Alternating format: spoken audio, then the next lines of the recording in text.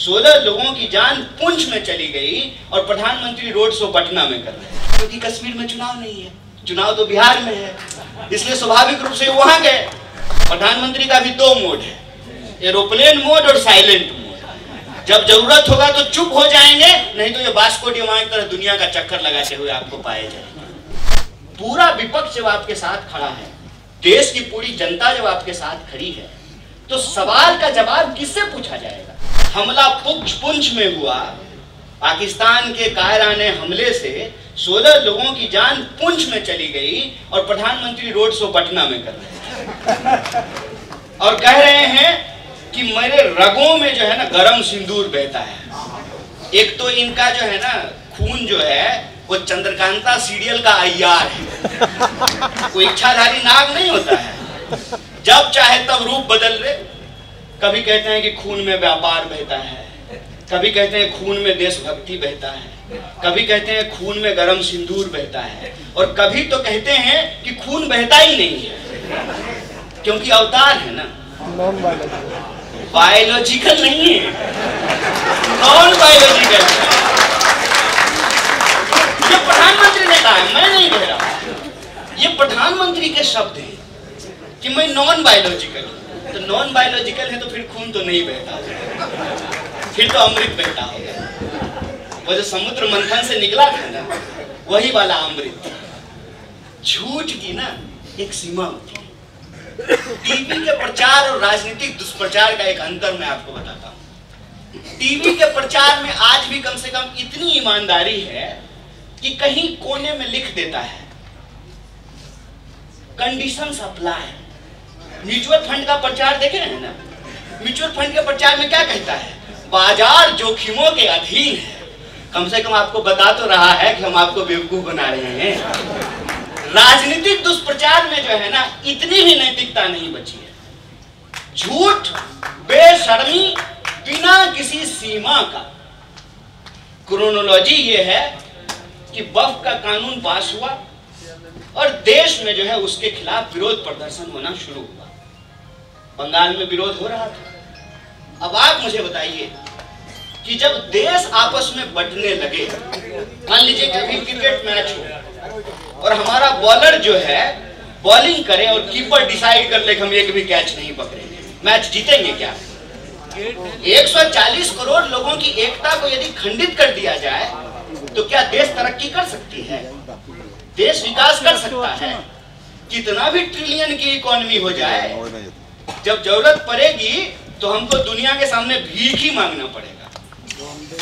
और ये स्थिति देश के भीतर लगातार पैदा की जाती है। सुबह से लेकर के शाम तक आप कभी भी टीवी खोल लीजिए, आपको लगेगा इस देश में धार्मिक झगड़े के अलावा कोई मुद्दा नहीं है।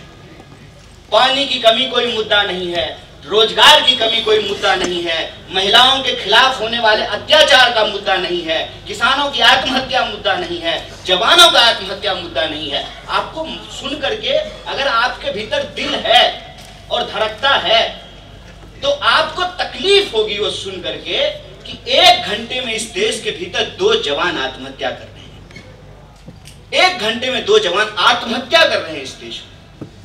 डॉलर के मुकाबले रुपया अपने निचले स्तर पे चला गया है।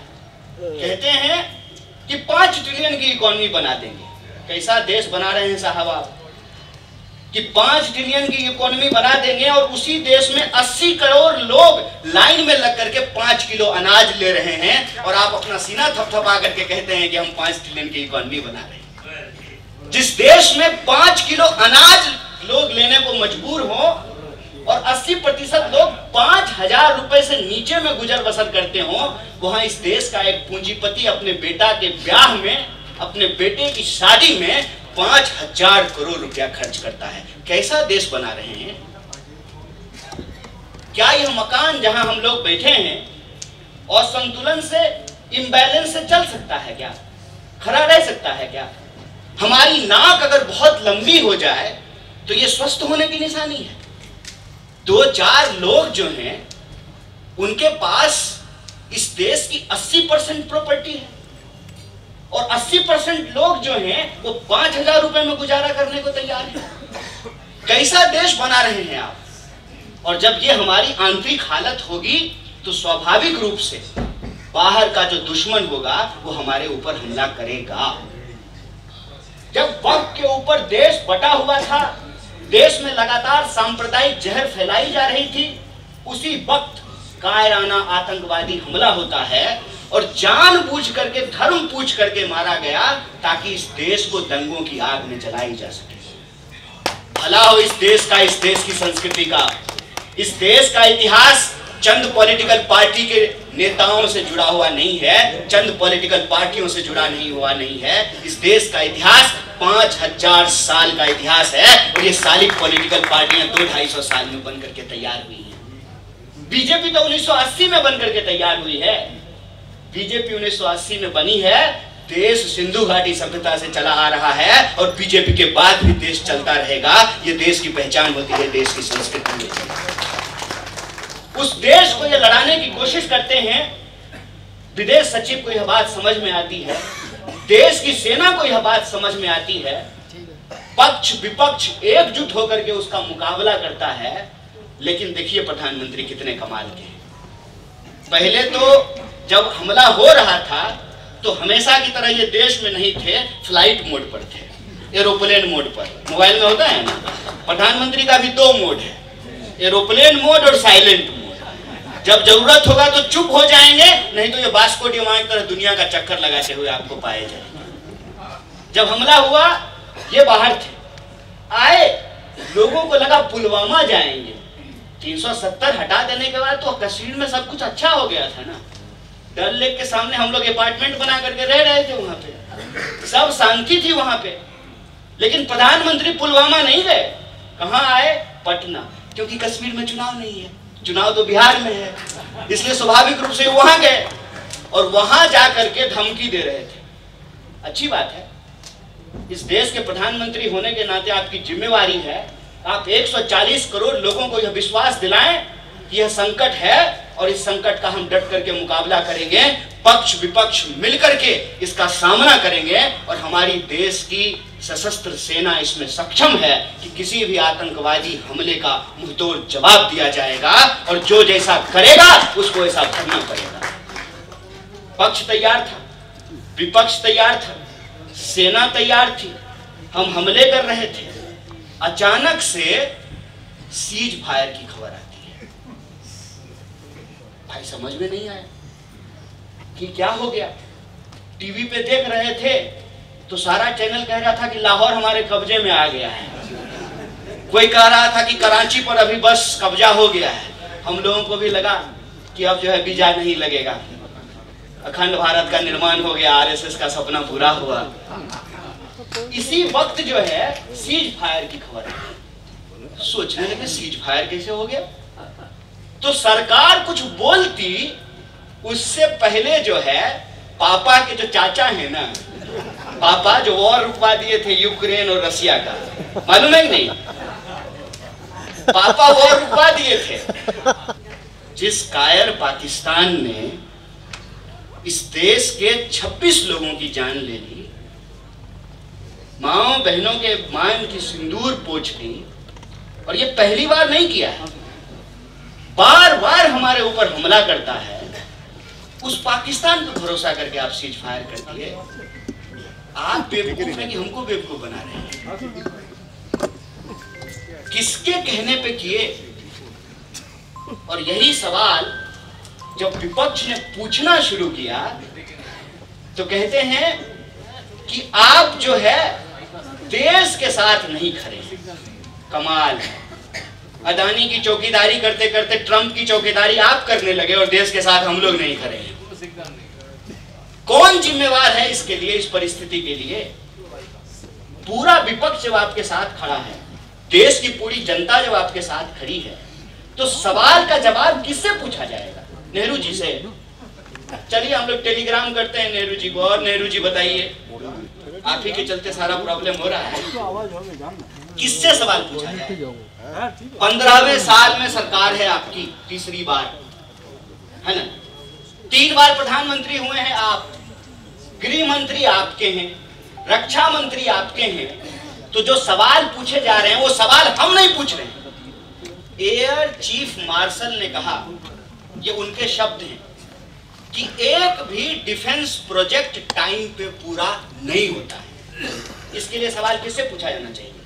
सलीम दास से कि राहुल गांधी से? किससे सवाल पूछा जाए? देश के रक्षा मंत्री से पूछा जाएगा ना, जिनको सिर्फ कड़ी निंदा करने से फुर्सत नहीं है, हर चीज पे कड़ी निंदा कर देते हैं। भाई आपको सिर्फ कड़ी निंदा करने के लिए रक्षा मंत्री नहीं बनाया है, आप रक्षा मंत्री हैं, निंदा करने का काम विपक्ष का है। आप ही विपक्ष का काम करिएगा तो सरकार क्या करेगी? किससे सवाल पूछा जाए?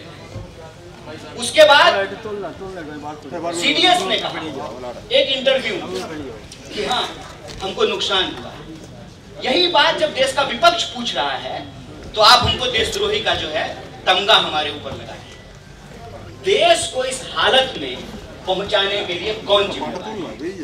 अर्थव्यवस्था आपसे संभल नहीं रही, आपसे जो है विदेश नीति संभल नहीं रहा, और विदेश नीति नहीं संभल रहा। इसका एक सीधा एग्जांपल देखिए कि सारी पॉलिटिकल पार्टी का एक डेलीगेशन तैयार किया, सारी पॉलिटिकल पार्टी का, और कहा कि जा करके दुनिया के देशों को बताइए कि हमारे देश के भीतर क्या हालत है और हम किन परिस्थितियों में कार्रवाई की।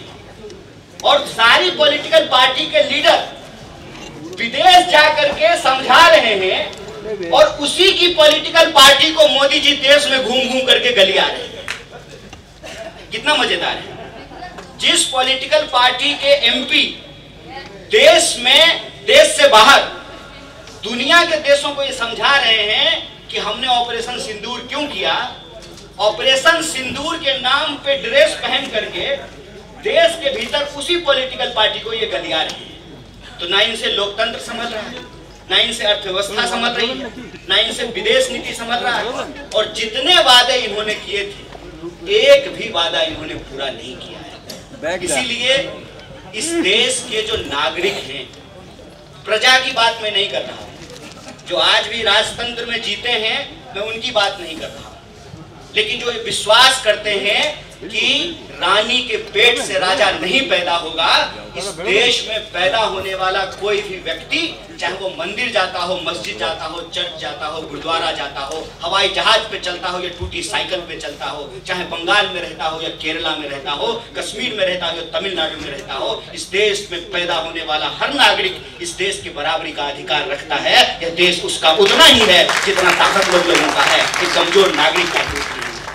जो इसमें भरोसा रखते हैं उनको एकजुट होने की जरूरत है, और संविधान सिर्फ हमारे लिए बचाने की जरूरत नहीं है, संविधान हमारी आने वाली पीढ़ी के लिए भी बचाकर रखने की जरूरत है। বিভিন্ন বিষয়ে ভিডিও পেতে চ্যানেল হিন্দুস্তানের ইউটিউব চ্যানেল সাবস্ক্রাইব করুন www.youtube.com/channelhindustan।